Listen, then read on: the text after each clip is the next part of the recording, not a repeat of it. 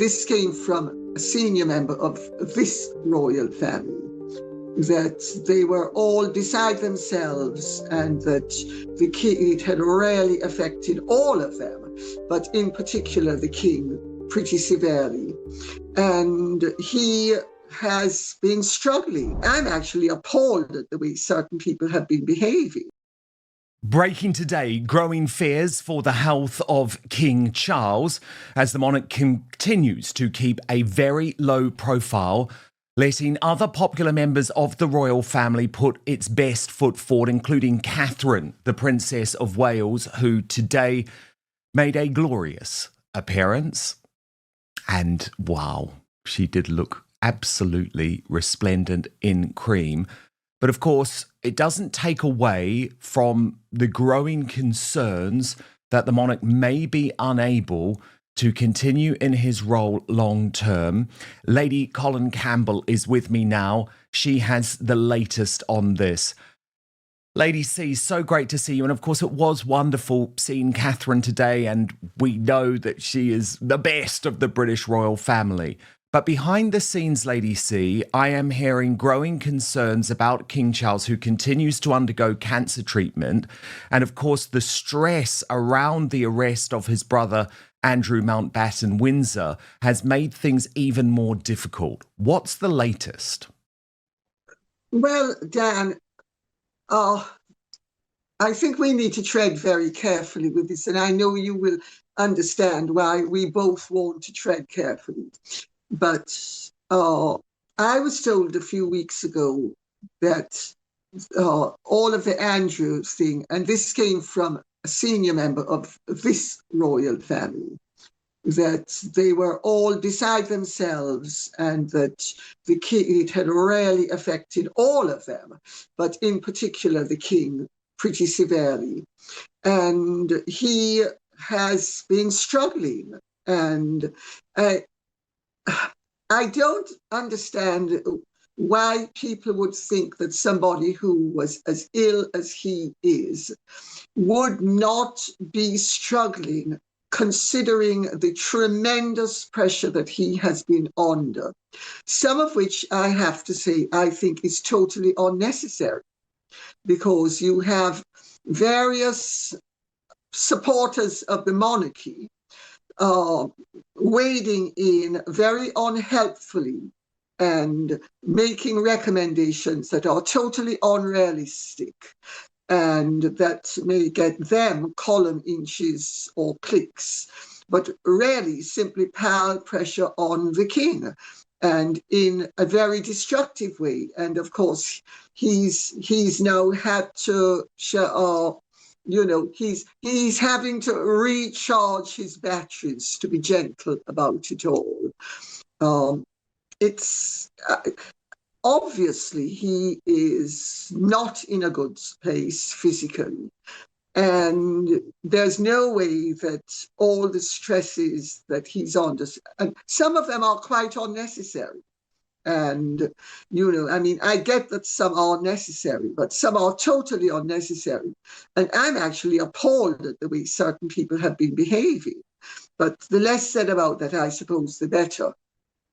And Lady C, the reality is that in the final years of the late Queen Elizabeth II's reign, we would see her disappear from the spotlight for lengthy periods in order to focus on her health, to re-energise, where Charles was sort of an unofficial regent. Obviously, the Queen never even considered abdication, but he sort of ran things behind the scenes so that she could focus on her health. Do you see a similar thing happening here with Charles and William, or are we not at that point yet? Oh, no, I think it's already started. I think it's a very softly approach. But, William is given far more latitude and far more gravitas than he would have been given had his father been in robust good health. And had they been expecting that his father would have, say, 20-year reign. So no, it's already started, and William has far more influence than he would have had Charles been healthier. Lady C, we obviously see the positive side of the British monarchy. There are a couple of things I wanted to chat about in Charles's absence. First, I think really delightful. I don't know what you thought, but seeing Prince William and Princess Anne out together. I wish this is something we could see more. It just really worked for me. Watch this. No schoolwork? No. It's your list exam, son, mustn't it? Sun's out, exactly. Yeah. You got sport this afternoon? Yeah. Football, rugby, what have you got? Netball. A match or just inter-school stuff? Yeah, match. Good luck. Thank you. Glorious. I mean, that was just so great, wasn't it, Lady C? Well, this is what we need, and we need more of it, you know? Yeah. I think we're going to see more of it because she's the secret weapon, and I think William knows it. Well, she certainly has, you know, earned a very great deal of respect from people worldwide, and she's also very popular. So she doesn't only have respect, she has popularity. And of course, she has gravitas because she's been around for over half a century. And she's never put a foot wrong unless you dislike swearing, in which case, of course, she's put many a foot wrong as she's told people to naff off, naff beginning with an F.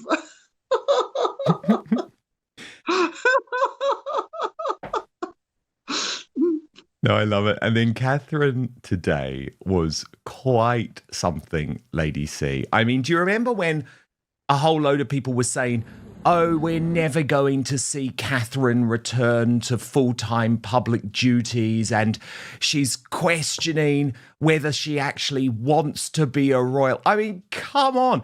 Actually, I would argue that since her treatment, there is so much more confidence in the public role of Catherine, the Princess of Wales. She's enjoying what she's doing, and it is very important at the moment. Dan is joined by Lady Colin Campbell to discuss the growing concerns surrounding King Charles and the pressure currently facing the royal family. With ongoing speculation about the monarch's health and the strain created by recent royal controversies, questions are being raised about how the palace is managing the situation. Lady Colin Campbell shares her perspective on what the king may be dealing with behind the scenes and how the wider royal crisis could be affecting the stability of the monarchy. So how serious is the situation and what could it mean for the future of the crown? Dan breaks down the latest developments and what royal watchers are now saying about the challenges facing the king. Like for more royal updates, subscribe for the latest royal family news and analysis. Comment below. Do you think the monarchy is entering a difficult new chapter?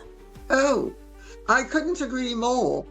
But you know, when you face your mortality and you realize that you might only have a few months or a few years left, and of course you might have 30 or 40 or 50 years left, but you might equally have only 5 or 10, you realize what's important and what isn't. And a lot of the dross falls away and you embrace that which is important to you. And I think her role as, first of all, Duchess of Cambridge and now Princess of Wales, because she knew she would end up being Princess of Wales one of these days, and hopefully Queen. Well, of course, with the cancer diagnosis, all of a sudden that was more of a hope than a certainty. And she's realized that she loves her royal role, but so does Charles, and so did the Queen. It's interesting that she really loves her royal role, because not all consorts have loved their royal roles. I mean, Queen Elizabeth, the Queen Mother, absolutely adored it, and so did Queen Mary. But, you know, there have been consorts who had rather more, shall we say, reserved attitudes to being a public consort such as Queen Alexandra. It's so true. It is so true. I really do think she does love that role. There is absolutely no desire for her to step ahead of her husband in any way, but also when she is in an event like Leicester today, things just seem to work. Now, Lady C, that's the positive. The negative, of course, is that there are also fears for the mental health now of Andrew Mountbatten Windsor. I know some people don't say that is a concern, but I mean, I absolutely do, because the last thing we want in this scenario is another unaliving, another so-called suicide, which is what we saw with Jeffrey Epstein, even though I do not believe for a single second that that man took his own life. But I just want to show you what Andrew Lowney, the author of Entitled, has said about this, because he says that ex-Prince Andrew is now on suicide watch. Look at this. Temporary home at Sandringham at the weekend. The King's domestic chaplain. The headline is "Confess Any Sins." The ex-Duke sees the Sandringham priest a few hours before the King. What's he confessing his sins, Andrew, do you think, or looking for divine inspiration of how to get out of the hole he made? Well, who knows? I mean, he may be finding religion now. I think it's just they've taken pity on him. I mean, no one else is visiting him, so I suppose the local vicar should. Do you think that, genuinely, I like your point, because we read about Fergie, she's in some wellness clinic, talking about mental illness and everybody's out to get me. You've got to paint the picture of this guy sat on his own in Sandringham, and I'm going to ask the question that everybody will probably get upset about, and you can dump it if you want. I suspect there are many people who are feeling he's so ostracised he can't even go horse riding. Are they worried about his mental health and what he might do to himself? Well, that's been a message from the palace for a long time, even when my book came out in August, that he was on suicide watch. I mean, everything I'm told from people close to him until very recently was that he still hasn't really sort of understood the seriousness of what he did and his position. He's more concerned about where he's going to park his car. Lady C, are you concerned about Andrew Mountbatten Windsor getting through this? To an extent, yes. I think that there has been a tremendous pile-on, and let's remember, he has actually not been charged with any crime, nor has he actually been, well, he's been accused of crimes, but upon closer examination, none of the crimes that he has been accused of is likely to stand up in a court of law. And let us remember that this whole recent saga is nothing to do with Epstein and his friendship with Epstein. It is to do with, well, when I say that, I mean in a carnal manner. It is to do with his position as a trade envoy. But, you know, misconduct in public office is notoriously difficult to prove, even when somebody is assigned a particular role that is very clearly delineated. Andrew's role was not clearly delineated. Andrew was not paid. I have said all along that both Andrew and Peter Mandelson will most likely be able to run defenses of that they were consulting somebody who was a greater financial expert than they were, and that they would be able to do this with some validity. There is a tremendous amount of hysteria that surrounds anything to do with Andrew and his association with Epstein in a way that I find, as a Briton, deeply disturbing, because the Americans do not have a similar reaction with regard to Bill Clinton, who had a far closer relationship with Epstein than Andrew ever did.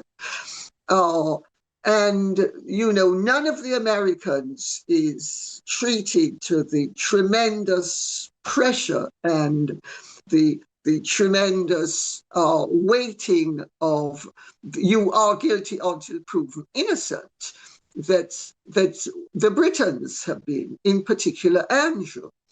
And we also need to remember that a lot of Andrew's non-trade envoy difficulties were created by David Boys, who was President Clinton's lawyer and who was a pro bono lawyer to try to entrap Andrew so that for the benefit of Hillary Clinton. And if you look at what some of the files reveal, for instance, the role of Christopher Steele in the Russian nonsense, where the Russian dossier. This has been proven to be a total fabrication.